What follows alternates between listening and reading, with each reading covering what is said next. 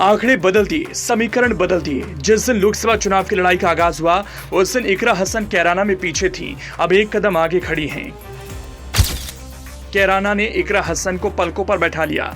जाति और धर्म का गणित टूट गया। मुसलमान तो छोड़िए, जाट, गुज्जर और अब राजपूत समाज कहने लगा कैराना में इकरा को जिताना है। ठाकुर पंचायत में 1 लाख से ज्यादा राजपूतों ने इकरा के समर्थन का ऐलान कर दिया। इकरा हसन के आंसुओं को मुस्कान में बदलने का प्लान कर लिया।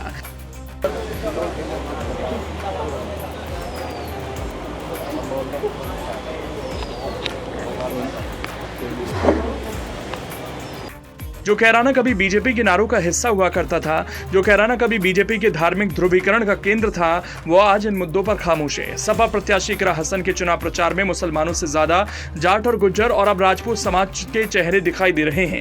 कैराना से समाजवादी प्रत्याशी इकरा हसन गांव-गांव प्रचार में जुटी हैं। माना जा रहा है कि मुसलमान वोटर उनके साथ पूरी मजबूती से खड़े हैं, लेकिन वो ज्यादातर गैर मुस्लिम यानी हिंदुओं के गाँव में घूम रही हैं। रमजान के दिनों में वो अपने रोजे किसी न किसी हिंदू गाँव में ही खोल रही हैं। उन्हें मालूम है कि अगर उन्होंने भाजपा के उम्मीदवार प्रदीप चौधरी के खिलाफ की नाराजगी को भुना लिया तो मोदी की गारंटी जैसे नारों के बीच भी वो चुनाव निकाल ले जाएंगी।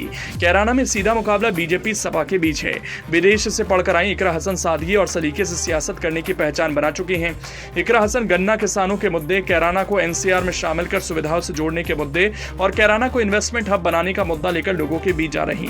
गाँव की छोटी छोटी सभाओं में इकरा हसन आसान शब्दों में लोगों से कहती है कि आपकी समस्या आपका सांसद ही हल करेगा। शहर का काम और आपका काम करने मोदी जी नहीं आएंगे। अगर आपने फिर उसी सांसद को जिताया जिसने 5 साल आपको मुंह नहीं दिखाया तो आपकी समस्याओं का क्या होगा। इकरा हसन कैराना के पलायन के मुद्दे को एक बड़ा प्रोपेगेंडा करार देती हैं। वो उदाहरण देकर समझाती हैं कि 2017 और 2022 के विधानसभा चुनाव में कैराना के पलायन के मुद्दे को बहुत बड़ा मुद्दा बनाया गया। इस मुद्दे ने देश भर में हिंदू मुसलमानों में खाई पैदा कर दी, लेकिन कैराना और शामली की जनता ने बीजेपी को हराकर ये बता दिया कि कैराना के लोगों के लिए प्रोपेगेंडा है।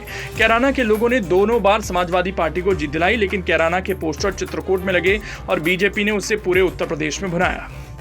इकरा हसन की विजनरी सोच के कारण सोशल मीडिया पर संग्राम शुरू हो गया है। एक सोशल मीडिया यूजर ने लिखा, पश्चिमी यूपी के ठाकुरों का फैसला। क्षत्रिय महापंचायत में सर्वसम्मति से प्रस्ताव पारित किया गया कि कोई भी राजपूत महाजातिवादी पार्टी बीजेपी को वोट नहीं देगा। जो भी प्रत्याशी बीजेपी के खिलाफ सबसे मजबूत होगा उसे वोट दिया जाएगा। मुजफ्फरनगर में हरिंद्र मलिक, सहारनपुर में इमरान मसूद, कैराना से इकरा हसन, गौतम बुद्ध नगर से राजेंद्र सोलंकी, गाजियाबाद से नंदकिशोर पुंडीर को एकमुश्त समर्थन दिया जाएगा। अब उन्होंने ऐसा लिखा तो बीजेपी सपोर्टर यूजर ने लिखा, सब मिले हुए हैं जी। पहले राजपूत और गुज्जर को दोनों मिलकर लड़ाते थे, अब खुलकर भाजपा को हराने के लिए फर्जी राजपूत सम्राट इनके इमरान मसूद और इकरा हसन की गोद में जाकर बैठ गए। गंदा है पर धंधा है जी। तो इकरा के पक्ष में एक यूजर ने लिखा, इकरा हसन भारत की संसद में पहुंचेंगी तो महिलाओं को उनको देखकर राजनीति करने का साहस आएगा। इकरा हसन को भी सुन रहा था। उनका जीतना इसलिए जरूरी है कि उनके पास गजब की मेधा है। वो दलितों, पिछड़ों, किसानों, मजदूरों की आवाज संसद में उठा सकती हैं। उनके भाषणों में एक आकर्षण और जादू है। उनकी बातचीत आप जरूर सुनिए।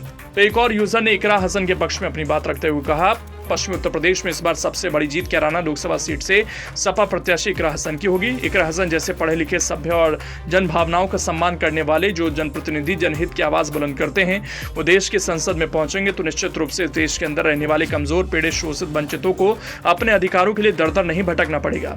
बता दें कि शामली और कैराना के ज्यादातर लोग फिलहाल खामोश हैं। सभी इस वक्त मुद्दों की बातें कह रहे हैं। चुनाव में अभी वक्त है और लोगों को लगता है कि एक बार फिर चुनाव आते आते माहौल बीजेपी के पक्ष में बदल सकता है या फिर लोग इकरा के साथ वोटिंग तक डटे भी रह सकते हैं।